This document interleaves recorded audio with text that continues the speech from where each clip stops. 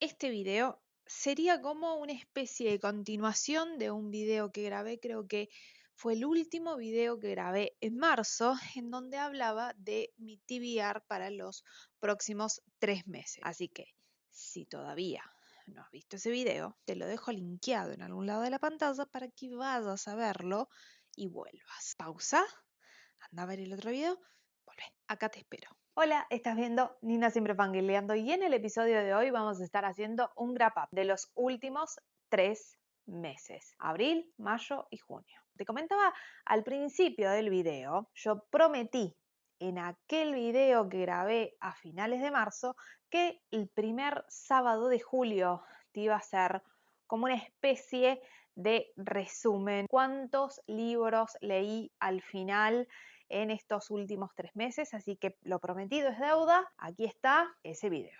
Estoy en shock. Primero porque leí 6 libros y una partecita de uno, así que podemos hacer un redondeo de 6 libros y medio aproximadamente que leí en los últimos 6 meses, que para mí es un gran, absoluto logro. Y estoy muy contenta. Muy contenta. Tengo 2 pirinchos acá que no los pude, no los puedo contener.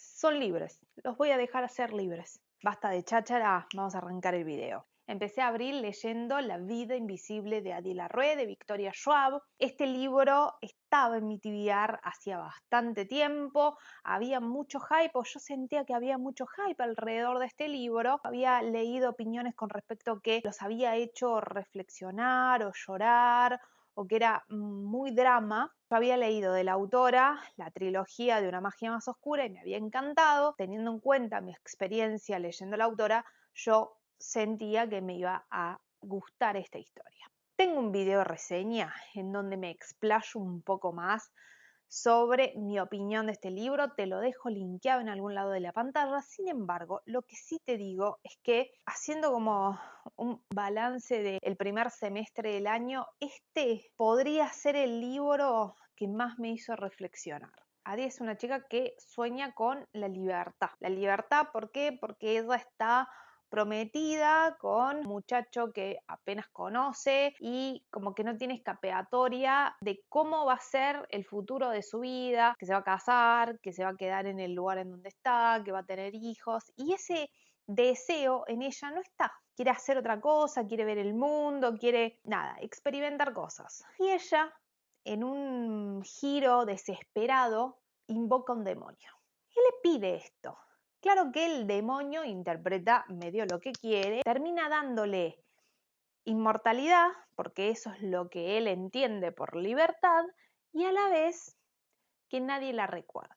Es muy interesante este libro porque te va relatando la vida de Adi desde 2 puntos de vista, desde el pasado y desde el presente. Te va contando cómo va siendo su pasado mientras te va conectando con hechos que van sucediendo en el presente hasta que la línea del pasado se junta con la línea del presente. La forma en que está contada la historia es muy interesante, a mí me gustan las historias con 2 líneas temporales, sí, y toda la experiencia que te va contando y te va relatando de Adi también es bastante interesante. La historia en su conjunto me hizo reflexionar muchísimo sobre mi propia vida y eso valoro un montón. Si no leíste esta historia, es un súper sí, que realmente es una historia que no te puedes perder. De esa experiencia súper copada que tuve con Adi Larrue, pasé a leer Pedime lo que quieras. Había encontrado el tráiler de la película, lo vi muy vibra 50 sombras de Grey, dije listo, se lee en un saque, 50 sombras de Grey, el libro se lee en una sentada prácticamente porque es fácil de leer, porque tampoco no es tan complejo. Ay, no te puedo explicar la tortura que fue leer ese libro. No te puedo explicar. Y digo, me puse a ver en Goodreads las reseñas, porque este libro tiene muchas 4 y 5 estrellas. Y digo, está bien, o sea, gustos son gustos, por supuesto, no voy a criticar eso, pero digo, es un bodrio, o sea, me pareció un bodrio, vamos a ser sinceros. Mi opinión es mi percepción del libro, me pareció un bodrio. Qué cosa tan aburrida. cómo están construidos los personajes, completamente planos. No había algo ahí que dijera, bueno, y puedo sostener la lectura de este libro por X razón. No, no había eso. Porque mira que 50 sombras de Grey también es una historia súper plana, pero por lo menos hay dinamismo. Esto no iba rápido ni en pedo.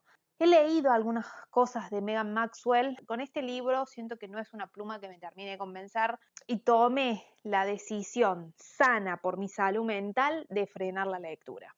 Y terminé de leer, no sé, en un 20% del libro, la verdad. Y te lo digo con mucho pesar, porque no me gusta dejar los libros a la mitad. Mi idea era leer ese libro para después ver la película. Conclusión, no terminé de leer el libro y tampoco me vi la película porque no tengo un miedo de que sea lo mismo o peor que el libro.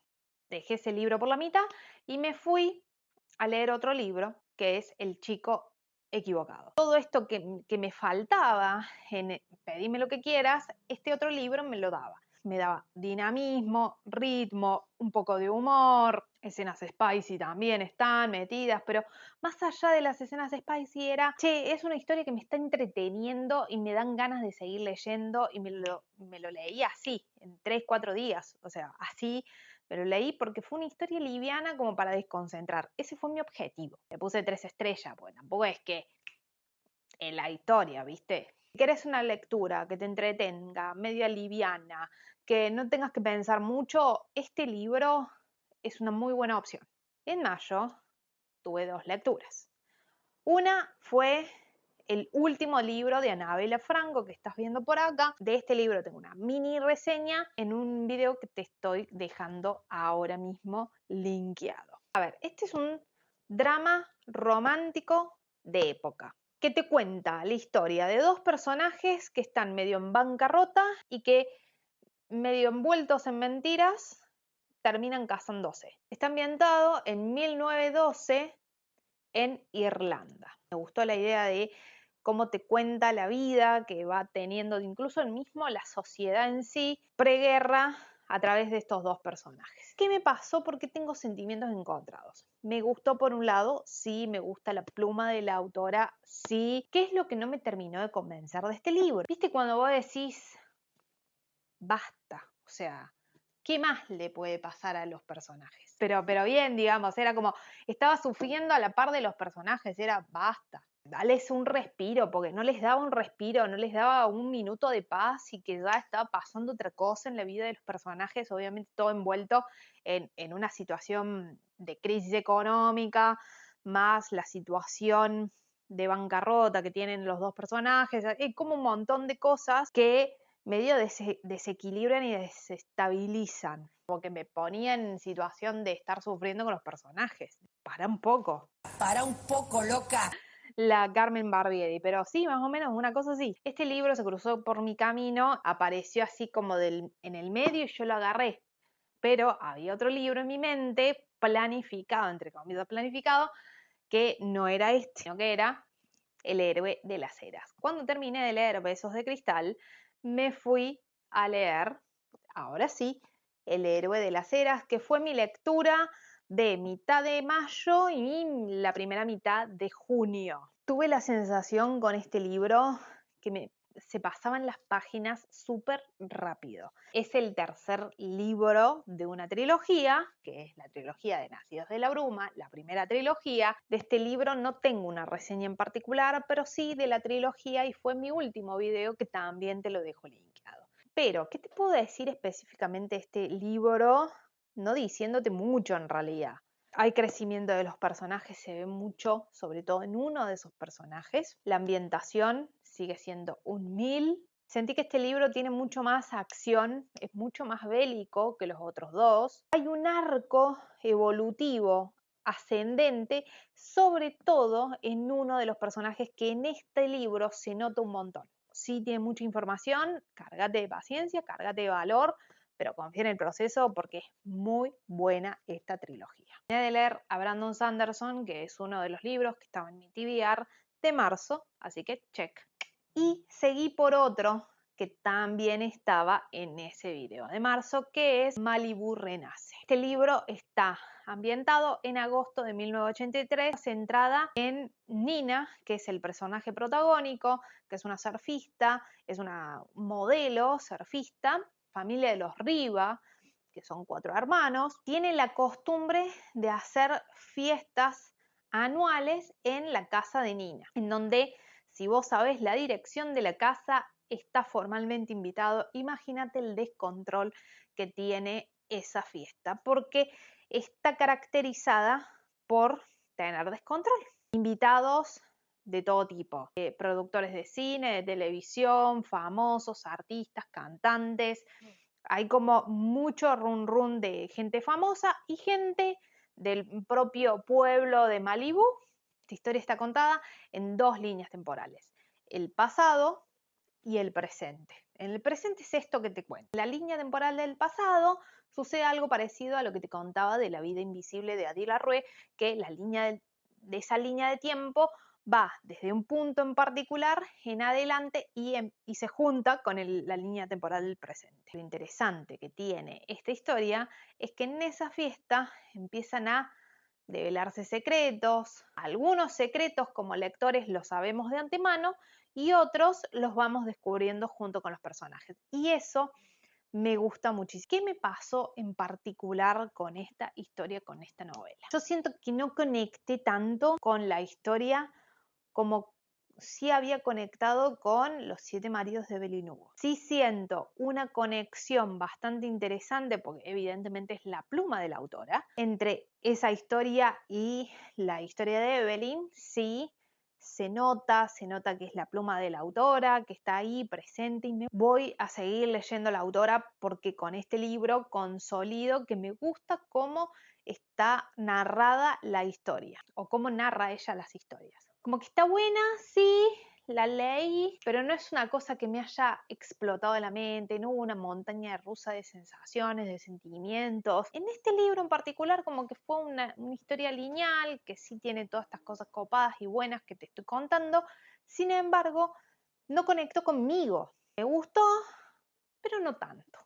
Si es la primera vez que estás viendo uno de mis videos, hola, te invito a suscribirte y a sumarte a esta pequeña comunidad fangirlera. La última semana de junio, que es ahora, nada, recientemente, agarré otro libro que también estaba en esa lista de marzo, que es No es amor, de Ali Hazelwood. Muy a grandes rasgos, ¿de qué va esta historia? La protagonista trabaja en una empresa de biocombustibles. El protagonista masculino quiere adueñarse, entre comillas, de la empresa en donde nuestra protagonista femenina trabaja. Entonces hay como una cuestión también de poder y cómo juega esto de las empresas y que son empresas enemigas, entre comillas, y que los dos están en bandos distintos, cómo juega todo eso cuando estos dos personajes empiezan a sentir cosas por el otro, sabiendo que el otro es el enemigo, entre comillas enemigo. Lo que me gustó específicamente este libro, que no solamente es ciencia, sino que también hay cuestiones de inversión que te va contando a través de los personajes. Otra de las cosas que me gustó de esta historia, muy interesante el desarrollo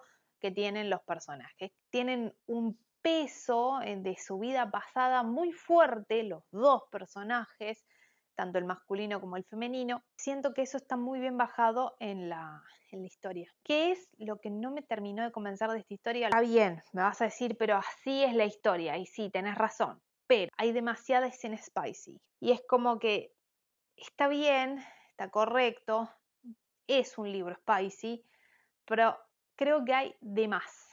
Creo que hay de más, porque hay cosas que terminan siendo redundantes y repetitivas. Y vos decís, me parece que la esencia de esta historia, independientemente de las escenas spicy, es otra. Yo sé también que personajes están apoyando ahí para callar todo lo que sienten con el peso de su vida pasada, lo que le está pasando con el otro, toda la situación personal que están viviendo en el presente de los personajes. O sea, tiene mucha coherencia, pero siento que es demasiado y lo hace chicloso. O por lo menos yo lo sentí chicloso. No estoy diciendo que no existan esas escenas, pero con ese nivel de detalle y profundidad, después de la tercera, o si ya está, o sea, no hace falta. Pero bueno, eso es más un gusto personal mío, más que algo que esté erróneo. En fin, llegamos al final del video. Esas fueron mis lecturas del último trimestre de este primer semestre del año. Estamos más cerca del 2026 que del 2024. No importa, finjamos demencia y sigamos para adelante. Nada, contame si habías leído alguno de los libros que te mencioné, qué libros leíste en este último tiempo. Si querés, me podés compartir, te leo en comentarios. Gracias por estar del otro lado.